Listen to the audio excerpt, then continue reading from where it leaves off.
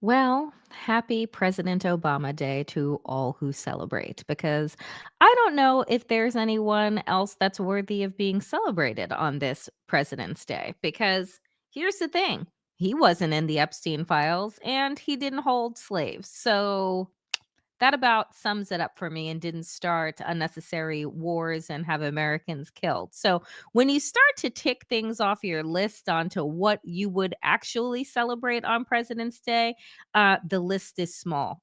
Lincoln. Lincoln as well. Lincoln and Obama. That's it. It's a wrap for me on this President's Day. Folks, it has been a hell of a weekend. It's already been a really interesting week, and it's only Monday. Buckle up, dear friends. It's time for the Danielle Moody Show, and it is a jam packed one. So let's get into it, shall we?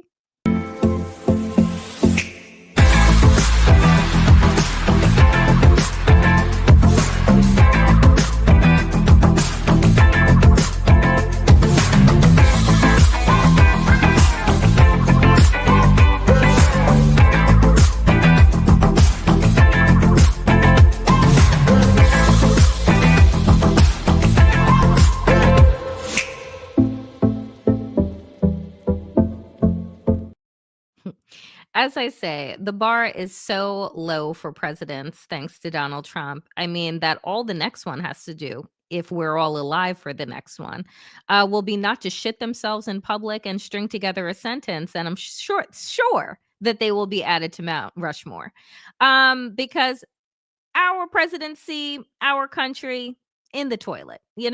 So I hope that for those of you who got the federal holiday off to celebrate, that you did something good, like go to a protest somewhere or something. But I'm happy all of you are here with me. Oh, Jimmy Carter. Yes, he's another good one. Jimmy Carter. Okay. So we got Lincoln, Jimmy Carter, Barack Obama. Those are the three presidents that I am celebrating today. If there is somebody else that I missed that wasn't in the Epstein files, didn't own slaves, and didn't start a war with a lie with weapons of mass destruction, then, bring it in to me, because those are the presidents that I am celebrating, because the rest of them ain't fucking shit. So we start off today where I think that it's important to start off where, mainstream corporate legacy media just refuses to touch, which is the Epstein files, right? And I'm going to continue talking about it here because I think that it is absolutely integral to talk about what people are finding in this 3 million file dump. Because according to the Department of Justice and that wench that sits at the top of it, Pam Bondi, they're not going to be releasing anything else. Who cares about the Transparency Act? Who cares about federal orders? Who cares about anything? They get to do whatever the hell they want, because who gon' check me, boo? So here we start out today with Thomas Massey, who appeared over the weekend on ABC's This Week. And he said this: Donald Trump told us that even though he had dinner with these people, and by these people, he's talking about the Epstein syndicate, at New York City and West Palm Beach, that he would be transparent. But he's not. He's still in with the Epstein class. This is the Epstein administration. This is Tom Massey. And just very quickly, if you will, you've supported most of what Donald Trump has done during his presidency. But because of your actions with these files, he is supporting your primary opponent and has waged very personal attacks on you. I know we just have a few seconds here, but just your reaction to that. Look, this is about the Epstein class, the people who are funding the attacks against me. They may or may not be implicated in these files, but they were certainly rubbing shoulders with the people who are in these files. They're billionaires who are friends with these people, and that's what I'm up against in Washington, D.C. Donald Trump told us that even though, he had dinner with these kinds of people in New York City and West Palm Beach, that he would be transparent, but he's not. He's still in with the Epstein class. This is the Epstein administration, and they're attacking me for trying to get these files released. And again, I'm going to say President Trump has not been accused of anything criminal here. Thank you very much for joining us this morning, Congressman. We appreciate it. See, that's how you stop your organization from being sued again and coughing up $16 million to the administration is exactly what she did at the end there, which is say that Donald Trump has not been credibly accused or pointed to any wrongdoing in the Epstein case, except I think that would be a lie. Trump was credibly accused of assaulting a 13 to 15-year-old girl in the files by an Epstein victim, and the DOJ has been going around saying Trump did nothing wrong. The cover-up is so brazen and so disgusting. And this is from Raw Report. Damning report torpedoes Trump's central defense about the Epstein ties, and the central defense being that he didn't do anything criminally wrong. As Todd Blanche told us a couple of weeks ago, well, there's no crime in partying with a known pedophile and human trafficker, right? Except there is. It's called an accessory, but whatever. Damning report torpedoes. So what's in this report? Trump has often claimed that he has never been credibly accused of wrongdoing over the course of his relationship with Epstein. He has also claimed that he never knew of Epstein's crimes, even though the recently released Epstein files include a transcript of Trump calling local police station and telling them about, quote, creepy Epstein. Now, we went over this last week because I got to say that who did I compare Donald Trump and that phone call to local police in West Palm Beach? I made the comparison to HBO's Dexter, right? Dexter, mass murderer, serial killer, but only for bad people, joins what? The police department so that he can be 1 or 2 steps ahead of the crimes that are being investigated that he has done, right? So he is there doing the forensics for what? The murders that he has committed. And I said that Donald Trump calling the police and calling Jeffrey Epstein creepy is A, knowing that those phone calls are recorded, 2, knowing that somebody would make a credible report of it so that he had receipts of his innocence, right? But it's, again, it just seems all too, I don't know, convenient to me. I'm just saying. But a new report undermines both of those claims. Investigative political reporter Roger Sullenberger reported on Sunday that Trump was credibly accused of abusing at least 2 young girls, citing court records and an internal FBI slideshow that was released in the latest tranche of Epstein files. Now, remember, again, the central part of DOJ and Donald Trump's defense of his relationship with Jeffrey Epstein is, I've never been credibly accused of anything. What the 3 million file dump proves is that the FBI absolutely did interview a young woman that they referred to in the files as, quote, Tiffany Doe, who said that she herself was not assaulted by Donald Trump, but she absolutely provided testimony that she knows of somebody that was, and then went on to talk about said interaction with Donald Trump. And she said at that time, and again, this was interviews obtained from the FBI during Ghislaine Maxwell's trial. Okay, this was released in the tranche of documents. So far, Trump, thanks in part to false statements, misdirection, public confusion, and excessive redactions from his own DOJ, has evaded the crosshairs of credible allegations in the Epstein files, the report reads in part. However, this claim, along with the second about Trump's knowledge of Epstein's behavior from Maxwell trial witness, and included in the same slideshow, would contradict the narrative that the sitting president has not been credibly accused of wrongdoing in the Epstein saga, it continued.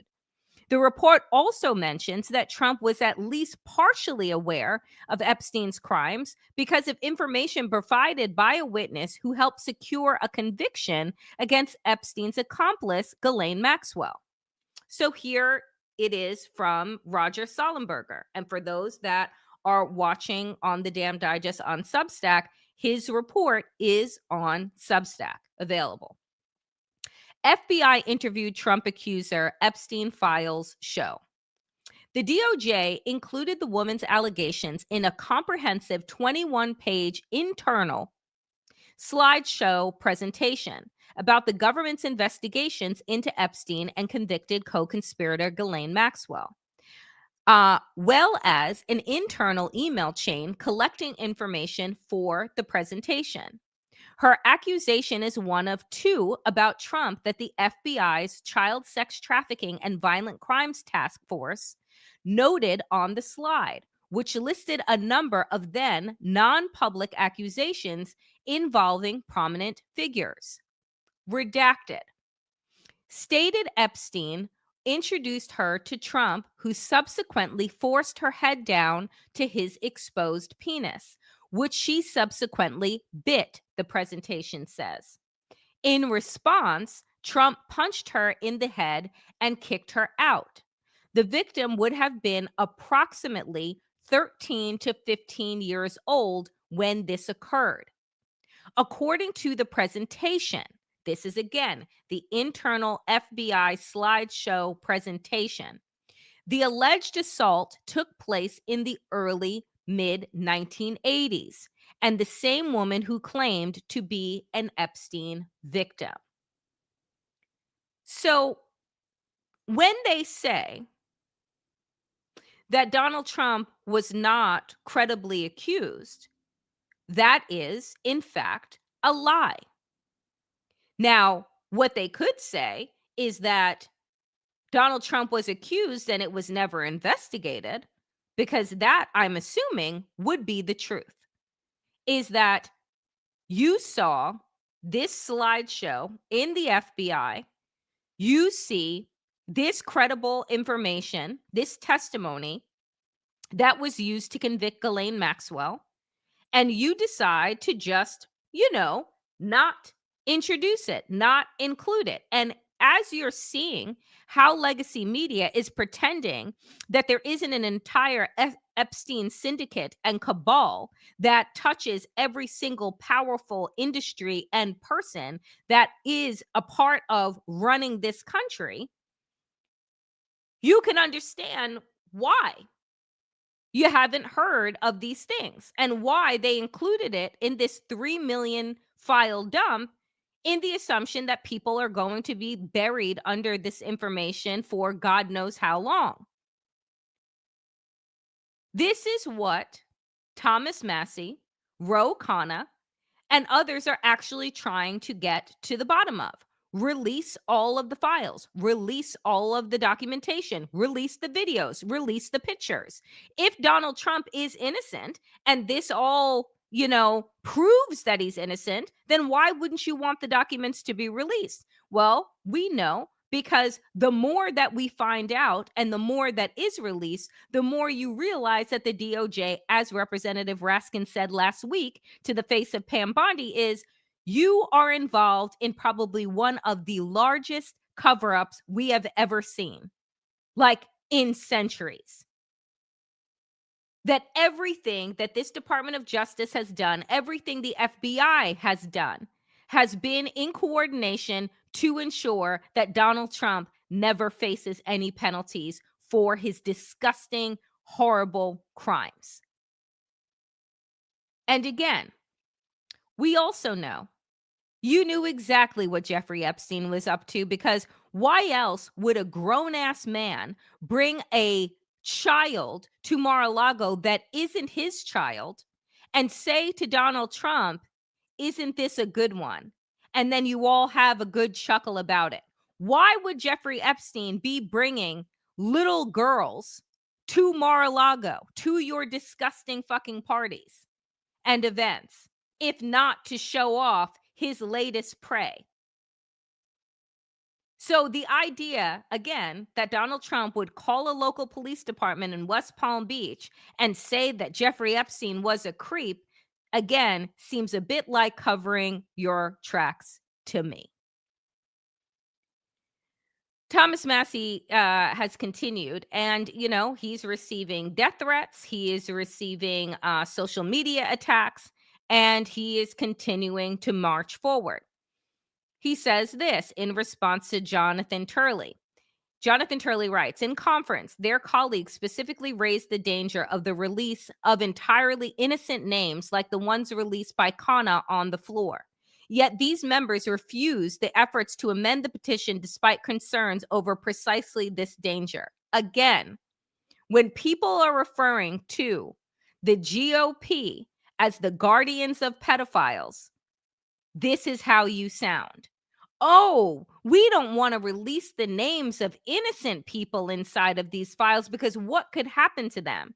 What could happen to them probably couldn't be even half as bad, a quarter as bad as what these victims have experienced since one, they were children, and two, since they had the courage to come out. Miss me with the bullshit. Thomas Massey's response. The speaker wanted to conceal embarrassing revelations about Bill Gates, Howard Lutnick, and Sultan Ahmed bin Sulayem. He even wanted to conceal the disclosures of Jess Staley, Leon Black, and Leslie Wexner by calling them, quote, non-credible allegations, just as Patel did under oath. And what do we know, folks, is that the allegations, in fact, are credible. It's exactly why in the UK and in France and in Switzerland and in other places around the world, prominent leaders, right, in politics, in business, are losing their jobs or are being criminally investigated. Because guess what? Unlike the gaslighting machine that is happening inside of the United States to pretend that this is all much to do about nothing, evidently everyone else has a deep problem with pedophilia and, an entire syndicate of billionaires that worked across industries to cover it up. And just as I've said multiple shows last week, if you think that this disappeared when Jeffrey Epstein died or with Ghislaine Maxwell going into prison, then you just aren't paying attention. These people don't walk away from a multi-billion dollar industry, and B, their insatiable appetites because they are monsters. Somebody else has picked up the torch. It's only a matter of figuring out who. Massey also said this. Now that we're exposing the extent of Epstein's global pedophile ring and how it touches our government and aristocracy, there's a campaign to smear me in social media. Well-known accounts are being paid to attack. Please occupy their replies with facts and reason. Thank you. And look, here's the thing that I say. Massey voted with Donald Trump just like Liz did, Liz Cheney, like 90% of the time. Where he has drawn the line, I guess for his own conscience, is child rape, which is what I thought we all could agree on was disgusting. But evidently, pedophilia is now a partisan issue. And I want to share this with you. Terry Moran's thoughts. Terry Moran was an ABC correspondent, now an independent. And he shares his thoughts on his TikTok about like what it means to go through these files and how hard it has been, but why it is necessary. I just want to say something about the Epstein files. I've been looking at some of these. The darkness is crushing. I know so many of you are doing really good work going through them methodically. Be careful, take care of yourself. But the country needs this work done, as members of Congress are doing when they're looking at the unredacted version. And the reason is because it is clear to me, even in what I've looked at, that our government for decades covered up, concealed, and enabled this evil at every level of government, at the national level, at the local level, at the state level, Republican, Democrat, and that's the thing. It didn't matter Republican or Democrat. It didn't matter if the name in one of these files of the President of the United States is Trump, and it didn't matter if the name of one of these files that the President of the United States was Clinton. What mattered was that they were both, like all the other rich and powerful men from all those countries and all those different fields, politics and business and finance and arts and science. What did they have in common? Impunity. They knew they could get away with it. They knew they would not be punished. They could enjoy the company of Jeffrey Epstein, the favors of Jeffrey Epstein. They could enjoy a good laugh with Jeffrey Epstein over email. They could enjoy lunch on his island as they got off their yacht, as Howard Lutnick did. They could have this secret world. And two things need to happen. Every single one of them needs to be torn down, right? Whether it's a criminal prosecution or whether we are banishing them, right? Whether we are ostracizing them from decent society, because that's the second thing that needs to happen. Ask yourself, would you have done it? My hunch is the vast majority would say no. Why? Because most Americans are still ordinary, decent people. And what we see in these files is that those people aren't decent. Whatever happened to them, whatever the explanation is, they went beyond the bounds of decency, and they were running our society and our country. So every one of them needs to be torn down. That's something that should unite Republicans and Democrats. And we need to try to reestablish a demand for basic decency in our leaders. A demand for basic decency. How hard is that? How hard is it to agree on the fact that men should not be able to torture and rape children? How difficult is that to agree on? That regardless of your fucking party or the amount of money in your bank account, that is depraved and disgusting, and that any individual that knowingly or unknowingly, for that matter, because guess what, folks? Jeffrey Epstein was arrested in the early 2000s, and there's emails with the most powerful people in the world well past that time. If you want to play and pretend that you had no idea who he was or who he was up to, fine. That should have preceded, right? 2006, 2007, 2008. Oh, I had no idea. I stopped communicating with him once he was arrested, once he was convicted. That's not what these people did. So in my mind, when you're hearing from Republicans that names shouldn't be released because, oh, they're innocent people and didn't do anything wrong, if you are hanging out with, cavorting with, going to parties with a known pedophile and sex trafficker, what the fuck does that say about you? Your values and your morals. It says that you have none. Therefore, should not be a CEO of a bank, should not be president of the United States, should not be an ambassador, should not be a tech leader, etc., etc., etc.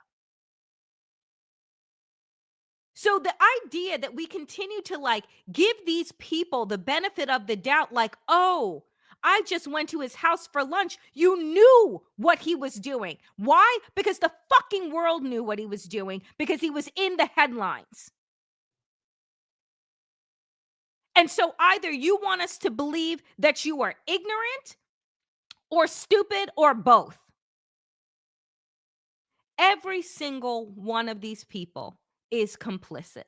Every single one, because either they participated in these vile, depraved, inhumane acts, or they allowed their celebrity and their wealth to wash away Jeffrey Epstein's crimes by making him seem as if he was above reproach, by making him seem as if he was a legitimate person to do business with and hang out with. So either you participated in the crimes or you used your celebrity and your wealth to wash it away. And those both, to me, are crimes. So as Terry Moran said, these people need to be brought down, whether criminally or to be shunned from decent society because they have proved themselves to be of no moral values. It shouldn't be this hard. And yet, here we are. Moving on. So while we continue to follow the Epstein files, to follow what is unearthed from them. We can't turn away from the ways in which this administration is wreaking havoc on every single aspect of our lives, including our ability to thrive in this society. So, this is a trip to me. The Economic Times and the Wall Street Journal and others report US job growth was overstated by 1 million in 2025. After massive revision, biggest cuts in 20 years. Let me read that again. Donald Trump's Labor Department overstated for the year of 2025 the jobs report by 1 million jobs.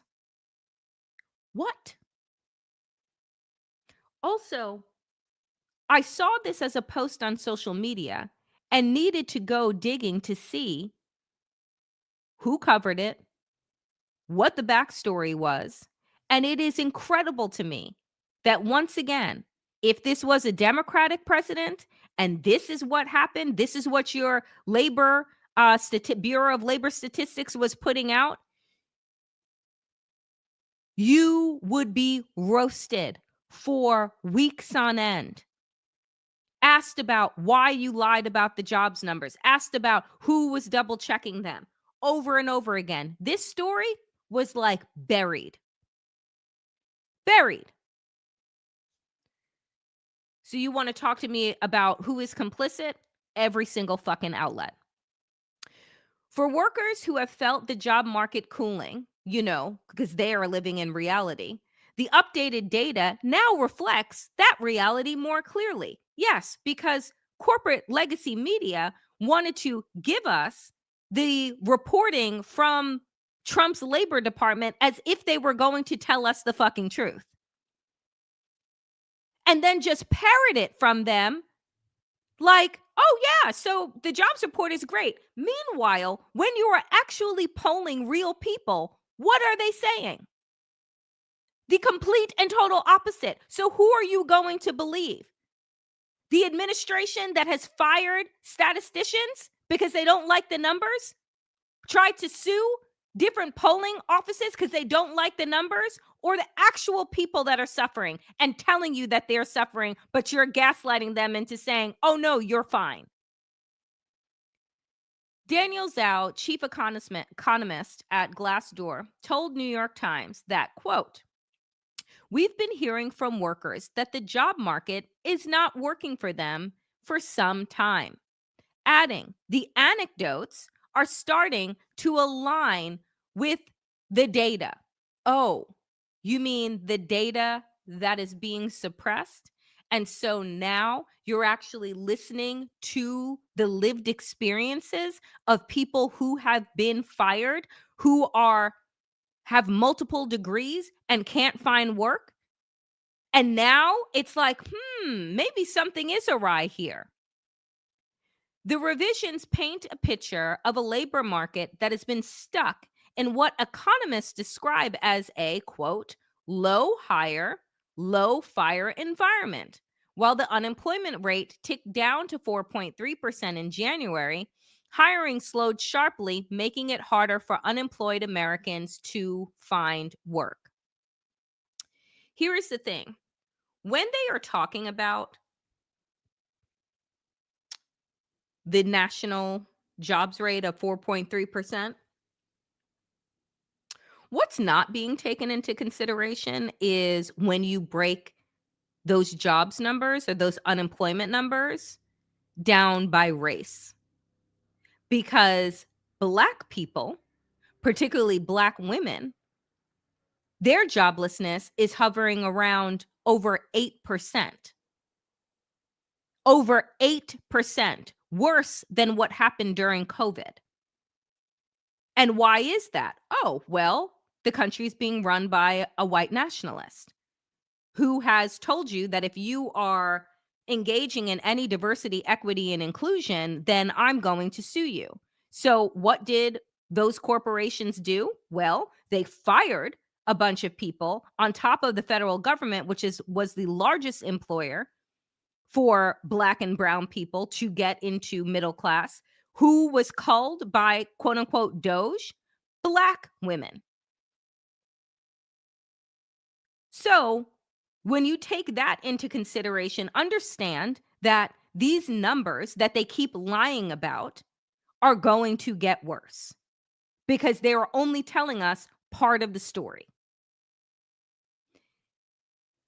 Here's another story, though, for you that helps you understand just how fucked the United States economy is going to be long term.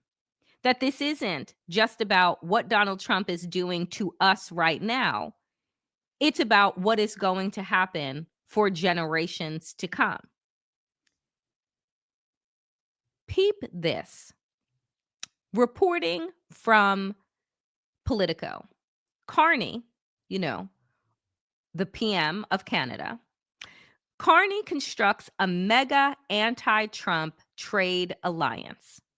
The Canadian Prime Minister is spearheading discussions between the EU and a major Indo-Pacific trade bloc after calling on middle powers to join forces. And you remember this from Davos, where I played for you the speech that he gave, where he said that it is time for middle powers to stand up and stand united, that they do not need to rely on or be bullied by America, this supposed superpower. This is what Politico reports. Two of the world's biggest trading blocs are cautiously eyeing closer ties to short circuit Donald Trump's tariffs. The European Union and a 12-nation Indo-Pacific bloc are opening talks to explore proposals to form one of the largest global economic alliances. Multiple people with knowledge of the talks told Politico. Canada is spearheading the discussions after Prime Minister Mark Carney called on middle powers to buck trade war coercion last month, days after Trump threatened to raise tariffs on Denmark's European allies if it didn't cede Greenland. Ottawa is, quote, championing efforts to build a bridge between the Trans-Pacific Partnership, CPTPP, and the European Union, which would create a new trading bloc of 1.5 billion people. Okay? 1.5 billion people. Carney told world leaders and the global business elite in Davos. The middle powers are taking action. The EU and CPTPP are starting talks this year to strike an agreement to intertwine the supply chains of members like Canada, Singapore, Mexico, Japan, Vietnam, Malaysia, and Australia with Europe. It would bring nearly 40 nations on opposite sides of the globe closer together with the aim of reaching a deal on so-called rules of origin. I just want to say, okay? Folks tried to warn Americans about Donald Trump's economy. Nobel Prize winners, Nobel Prize economists said that Donald Trump's idea of an economic boost in the point of tariffs was going to be an economic fucking disaster. That tariffs are nothing more than what? Everyone say it with me, a consumer tax. That it was going to hurt American consumers and American businesses more than it was going to help or strong arm our allies into doing business with us on our terms and on our terms alone. Donald Trump has single-handedly fucked America's future and world dominance going forward for generations. And I'm not being hyperbolic, because on top of this 40 nation uh, organization that's getting ready to do business with each other, that includes 1.5 billion people, you also have BRICS that is operating. Brazil, Russia, India, China, okay? And other nations that are aligning themselves with the BRICS coalition. Guess what currency the world used as their safety? The dollar. Guess what's no longer safe? The dollar, because of Donald Trump and his tariff war. What the world is learning to do, friends, is exist without the United States being their middleman. They are going to figure out, and they are figuring out, how to do business without us. And so, at some point, right? At some point, maybe not in our lifetimes, but at some point, maybe there'll be a new president, a different president, one that actually believes in democracy, one that will try and rebuild the bridges that Donald Trump literally blew up. But would you trust them? Would you trust Americans ever again after being burned not once but twice by a Trump administration? Would you trust anyone? No. You would make a coalition and agreements with people who actually believe in honoring them. Entering into economic alliances with the United States, knowing that every 4 years they could up and change their mind depending on who's in office, is a bad bet to make. And that's what the world is figuring out. And so they are moving on without us. The EU, and this was just a great summation of this article. The EU and the 12-nation Indo-Pacific bloc are opening talks to form one of the largest economic alliances in the world. Canada's Mark Carney is leading it. Why? Because Trump blew up U.S. credibility with tariffs, chaos, and isolationism. So the world is reorganizing without us. Trump didn't make America strong. He made America irrelevant. And that, dear friends, is the truth. We are going to be irrelevant. No one is going to trust us. No one is going to trade with us. We've already seen how it has hurt our farmers. We've already seen how it has hurt the steel industry and the lumber industry. We've already seen the effects. And we are but a year in. So what do you think happens at the end of this regime, if in fact he actually leaves, which, we're pretty sure he's not going to, unless, of course, he's called back by the devil. But nonetheless, this is what he's shaping up to leave in his wake, is a mess. And I don't know who cleans that up. Because again, I'm saying, if you are a foreign nation, this is not the first burn that you have received. Fool me once, shame on me. Fool me twice, right? Come on. On top of which, this is just,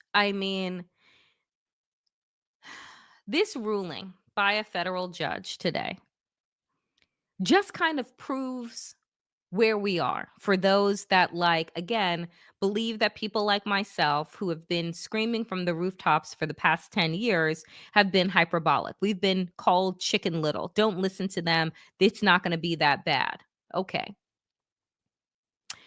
Invoking Orwell, a federal judge has ordered the Trump administration to restore panels and historical acknowledgments of the history of slavery that the National Park Service removed in Philadelphia.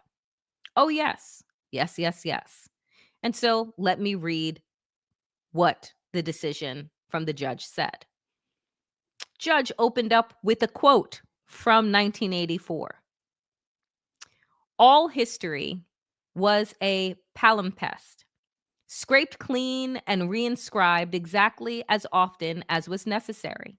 In no case would it have been possible, once the deed was done, to prove that any falsification had taken place. George Orwell, 1984. As if the Ministry of Truth in George Orwell's 1984 now existed, with its motto, ignorance is strength, this court is now asked to determine whether the federal government has the power it claims to dissemble and disassemble historical truths when it has some domain over historical facts. It does not. And yet, in its argument, the government claims it alone has the power to erase, alter, remove, and hide historical accounts on taxpayer and local government funded monuments within its control. Its claim in this regard echo Big Brother's domain in Orwell's 1984, where the largest section of the government's records department consisted simply of persons whose duty it was to track down and collect all copies of books, newspapers, and other documents which had been superseded and were due for destruction. A number of the Times, a newspaper, which might, because of changes in political alignment or mistaken prophecies uttered by Big Brother, have been rewritten a dozen times, still stood on the files bearing its original date, and no other copy existed to contradict it. Books also were recalled and rewritten again and again, and were invariably reissued without any admission that any alteration had been made. Even the written instructions for workers in the records department never stated or implied that an act of forgery was to be committed. Always the reference was to slips, errors, misprints, or misquotations, which it was necessary to put right in the interest of accuracy. The government here likewise asserts truth is no longer self-evident, but rather the property of the elected chief magistrate and his appointees and delegates at his whim to be scraped clean, hidden, or overwritten. And why?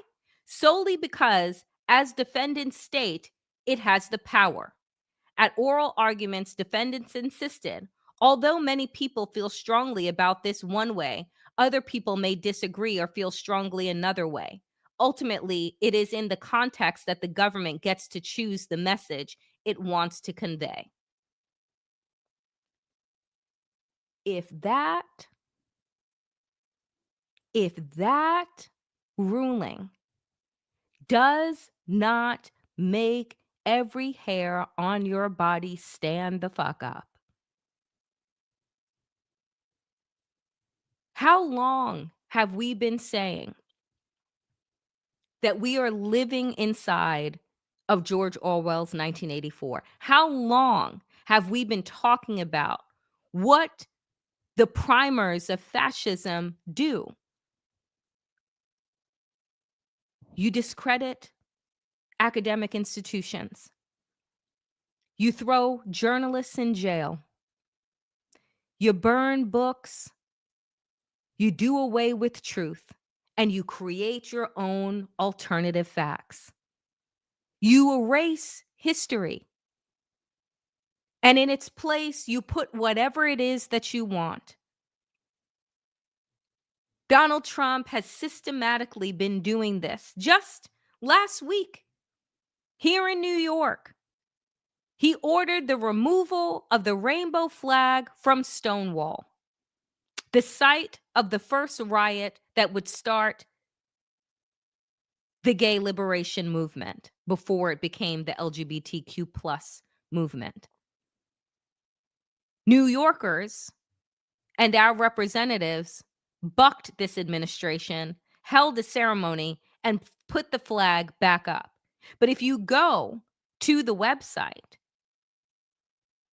they have completely erased trans participation, who it was Black trans women that started the riots for LGBTQ rights.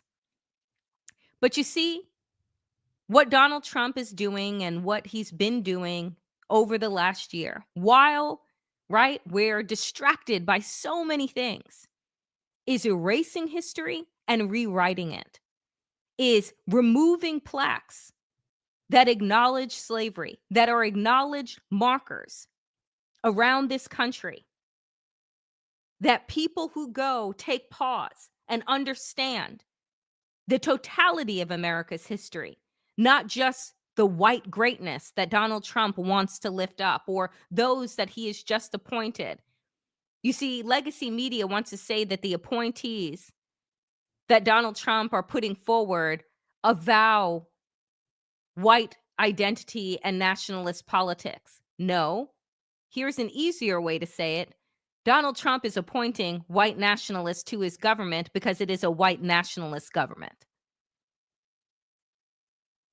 Why else would you feel the need to try and whitewash slavery?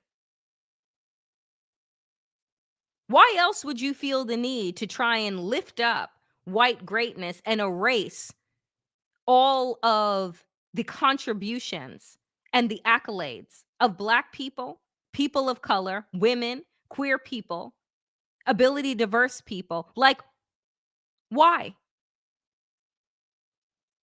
Because you were trying to correct American history and have that lie be taught for generations upon generations to come, so that by the time that you and I are long gone, so will the memory of the truth. That's the ultimate project here, is erasure and this embrace of their alternative lies as our history. So I continue to say that our responsibility in this moment, if you can do nothing else, create your own syllabus, learn the truth about this country, figure out who they have erased, and make it your fucking business to learn them inside and out, and then share that knowledge. That's your responsibility. That's what you can do. Whenever you're feeling hopeless, I don't know, pick up a goddamn book. Pick up Audre Lorde, pick up James Baldwin, pick up W.E.B. Du Bois, pick up Frederick Douglass. Pick up the stories that they don't want you to know and make it your business to learn, because you know that you've been gaslit. You know that you've been indoctrinated. So now that you know that, what can you do to ensure that the truth of our history is carried forward? You don't have to be a teacher or have some type of degree to teach yourself and others around you.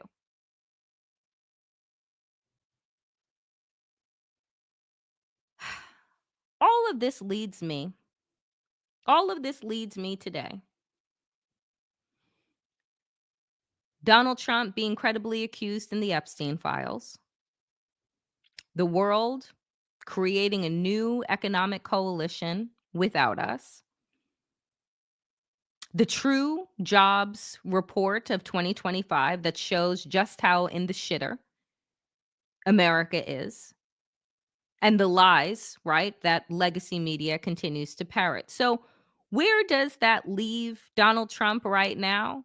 Well, you know, it wouldn't be a start of a week if I did not go to Harry Enton at CNN for him to bring us the latest in the polls.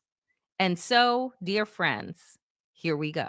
Washington's birthday observed today. That's what it is in the state of New York. I'm a New Yorker through and through. Let's take a look at another president, though. President Donald John Trump. Look at this. I got 4 numbers across for you on this screen here. They are all second-term lows for the given pollster. What are we talking about? AP North, 26 points below water. NBC, 22 points below water. Yahoo YouGov, 20 points below water. Quinnipiac, 19 points below water. So we're ranging from negative 19 points all the way to negative 26 points. You know, Kate, there's this question that folks keep asking, you know, where is the floor for Donald Trump? And I'm not sure there is a floor, because if there is one, Donald Trump, at least in term number 2, has just fallen through it to another low level. How does this compare with his first term, and how does this compare with Joe Biden? Okay, so we look at these numbers right here. One of the things that Donald Trump had been arguing, his proponents have been arguing, oh, you know what, he's doing better than he was doing in term number 1. No longer is that the case. What are we talking about here? Okay, net approval rating at this point in the term. Look at this. 22 points below water on average when you average all the pollsters from the last slide. That is actually lower. That is lower than he was at this point in term number 1, when he was 17 points below water. So he's doing 5 points worse, 5 points worse. And he's doing way worse than Joe Biden was doing at this point in his term number 1, when he was 13 points below water. So the bottom line is this. Donald Trump is setting new records for himself in term number 2, setting new records for himself compared to where he was at this point in term number 1. And he's doing worse than Joe Biden, which is, of course, the comparison that Donald Trump does not want to be, because we all know what happened to Joe Biden. His party lost the House in term number 1, that midterm elections, and, of course, Joe Biden was not reelected to another term. At this point, the numbers are no bueno for the President of the United States. What's driving this that you're seeing right now? Okay, Kate. You know what? This is the segment. We have done it over and over and over again because he keeps setting new lows for himself. What are we talking about? Well, we're talking about independence. We're talking about independence. When you lose the center of the electorate, you lose the American people. Trump's net approval rating among independents, you know, at this point, you go back term number 1, he was 17 points below water. Now, according to Quinnipiac, he is 27 points below water. I don't understand how this works out well for the President of the United States. When you are 27 points below water, underwater, with the center of the electorate, with independents, you lose, your party loses. You know, I've made the comparisons before, you know, oh, he's more underwater than Greg Louganis. I've made the comparisons with all those different divers. And the bottom line is this, you can continue to make those, but over time, when you keep making those same comparisons, they run a little bit old. But at this point, I don't really know who to even compare Donald Trump to, because he's just so low, and he's so low with the center of the electorate. Can only be compared to himself. That's correct. Can only be compared to himself because his numbers are incomparable to anyone else. That's how low it is. Folks, I've been in this business a while, okay? The business of politics. And I gotta tell you, I have never in my years seen a sitting president with negative double-digit numbers the way that Donald Trump has been posting double-digit negative numbers, which, again, just has me wonder, did he win? I know that they say that he did, but did he? Because when you look at these numbers, folks, when you look at these things and you say to yourself, how? How? Why did he say in Philadelphia, Elon does a great thing with computers? Right? Like, I'm not a conspiracy theorist. I don't have a tin hat. I don't even wear hats, really. But the fact is that I struggle. I struggle with this being the reality. Not because I don't think that there are vile people that support Donald Trump. Absolutely. Millions of them do. But I'm saying, do we really think that he won? I got no evidence to prove that he didn't. But God, not with those numbers. Nonetheless, so we know where Donald Trump is, which is in the shitter. But earlier today on Democracy-ish, which if you didn't watch that episode, it is up now. Waj brought up a terrible, disgusting tweet by a sitting Republican member.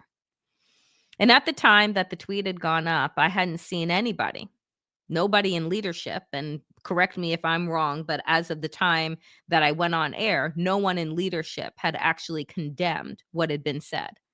Instead, you had other representatives. Randy Fine. If they force us to choose, the choice between dogs and Muslims is not a difficult one. That is said by a sitting member of Congress. An abject fucking racist, a bigot, Islamophobe, a fucking hate mongerer who should be censured. I don't understand how he's not censured. I don't understand how Hakeem Jeffries and doesn't call a fucking, I don't know, press conference and say, this is how we move from vile, racist political rhetoric into violence against communities. And we have to stop it in its tracks. Have not seen any condemnation, any calls for censure for this disgusting piece of shit. Eric Swalwell, however, America is better because of our Muslim community. And we are worse when assholes like this guy spout hate. Every Republican who fails to call out this vitriol only gives it more oxygen. Mehdi Hassan says, thank you, Congressman. Ro Khanna, we must call this what it is, disgusting bigotry. Fine must be censured. It's about morality and decency, not politics. Again, as of this point, and maybe I'll be pleasantly surprised when I go off air and I see calls for censure from Hakeem Jeffries and Democratic leadership and those in both the House and the Senate that call on him to be censured. But right now, no. Instead, what did they do? They teamed up with Republicans to censure Rashida Tlaib. They teamed up with Republicans to censure Al Green. But this fucking bigot gets to keep his positions on his committee and gets to continue to espouse some of the most vile shit on social media. And nothing happens to him. And we wonder how this turns into abuse and murder committed against these communities. Words matter. They carry weight. They are dog whistles and bullhorns to a violent, rabid base. Action should be taken, and it shouldn't take Democratic leadership long to come out and call for the censure of someone and stand up for, oh, I don't know, their Muslim constituents and colleagues. For the love of God, like, our decency is just in hell at this point. And I don't see anybody trying to really, truly, that is in leadership, that has power, trying to lift us out of that place. It's extraordinary. So I continue to say that if you are looking for somebody to come in, right, some knight in shining armor to come in and fix all these things and be your leader, you need to direct yourselves. You need to be in community with others that are willing and showing courage. Because that is not this corporatized Democratic Party. It really is not. Speaking of the people, as I close out here today, shout out to the people of New York who use this federal holiday to show Donald Trump exactly what they think of him. In a stunning moment on President's Day, protesters have gathered in front of Trump's tower to remind him he's not a great president. This is amazing.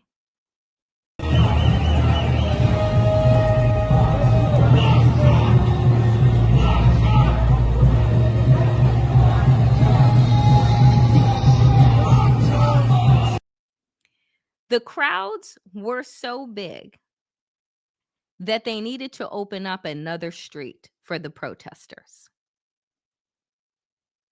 That's what solidarity looks like. That's what action looks like. Don't wait to be led. Be a leader. That is it for me today, dear friends, on this edition of the Danielle Moody Show. Before I get out of here, as always, folks, this is independent media.